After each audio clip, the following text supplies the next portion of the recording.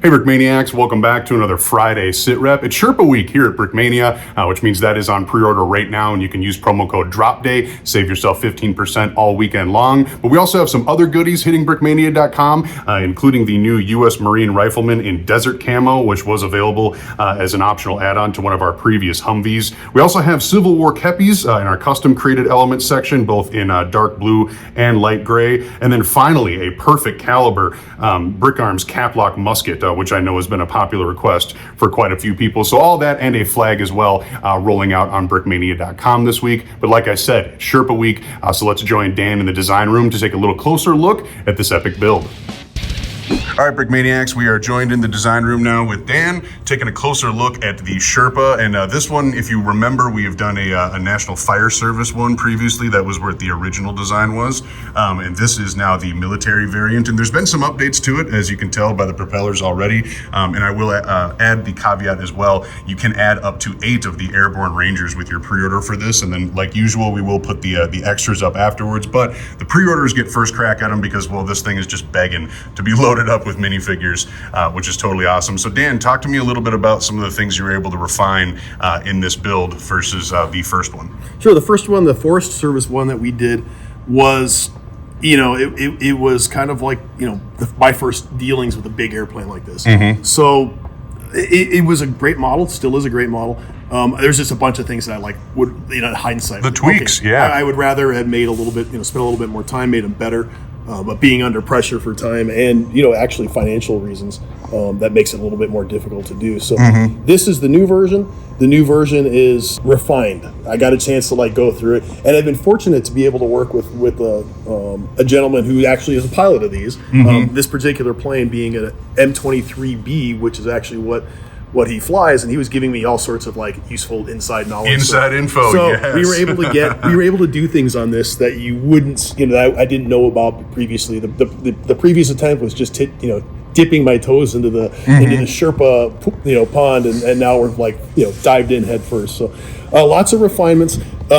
Particular, you'll notice that there's no gap in the wings. The previous version had a big gap, healthy gap between the aileron or the flaps and the ailerons and the wing itself. This has been removed. That whole thing has been removed. The leading edge has been refined.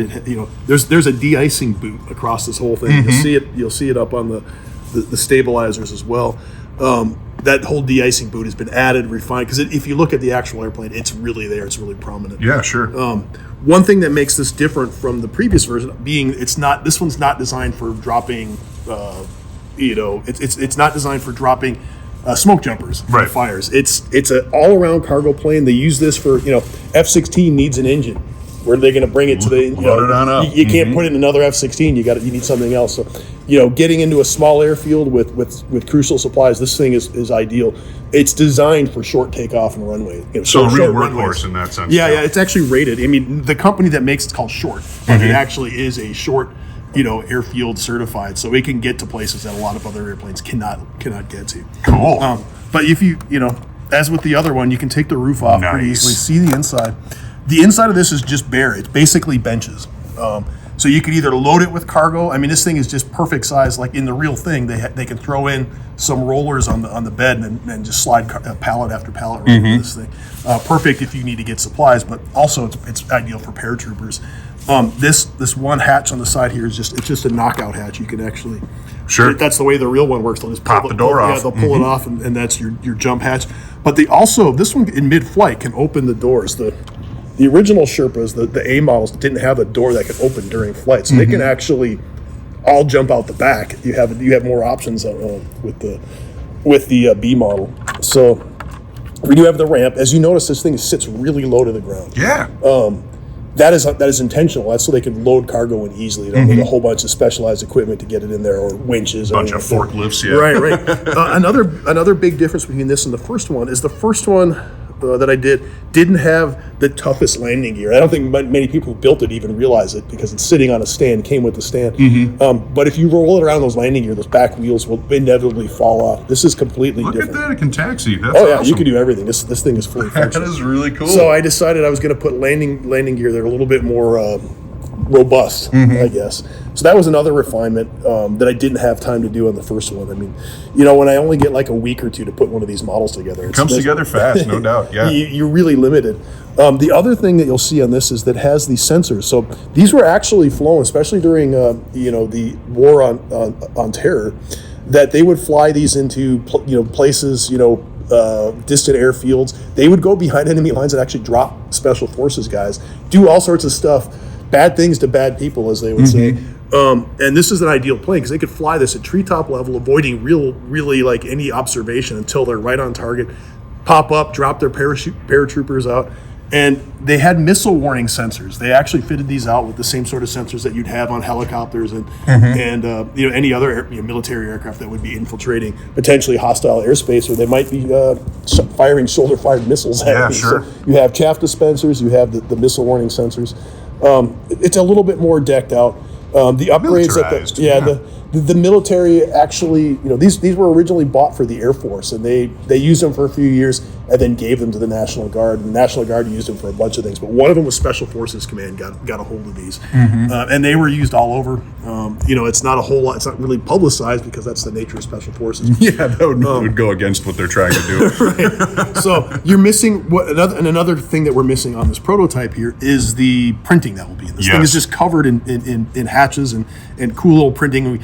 And we took all the lore of all of the from the Sherpa community and basically built it right into here. So there'll be some funny Easter eggs in here. I believe we're actually going to put shark mouths on the engine nacelle. So, well, and obviously those props, that's kind of a nice little update there. Right. These are 3D printed by us. The previous version had a brick built one. It's kind of chunky, and I was like, well, we have a little bit more capability to do things like this. We're doing it obviously with our jet fighters. We're making missiles and other components. Well, why not do a prop that will do this thing justice? So we did a 5-bladed, camera guy put together a 5-bladed propeller for us. It looks great.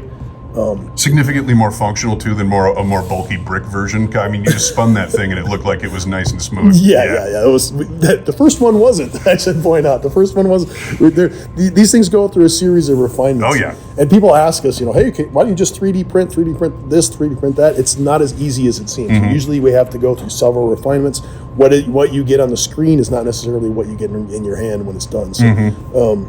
These are, it's trial and error. It's a process, absolutely. It's years of practice to get these things done. And no shortage of talent when it comes to just kind of cranking stuff out at the speed that we do. So I'll point out that there are 2 opening doors. Yeah. The actual version doesn't have this handle on here. I thought that was a little clunky. So it's on the prototype, but it's not on the actual model. So that door opens. There's another cargo hatch on this side. That does the same thing. Okay. So. That bigger door. Yeah, the red stripe, that's a common thing. That's so when you walk out of here, you remember not to turn left and walk into that propeller. No kidding. So that's it goes around the whole plane. So I brick built it into the prototype. The gaps will be filled by printing. So that thing will be all around the whole aircraft. So Slam did a great job with all the printed parts. You'll see a lot of printing there. Yeah, he was saying there was going to be some serious bells and whistles on this thing. Yeah, so awesome. For a flying Winnebago, it's going to be really it's going to be a real premium kit. So, but we are only doing a limited mount, so that's the other caveat. So it's not like a huge. I have 100 people lined up at the door begging for this thing to be done, but it's very unique. We still want to do it justice and give it the proper Brickmania treatment. And look at that interior. Like I said, it's just begging to be loaded up with some Airborne Rangers. Right.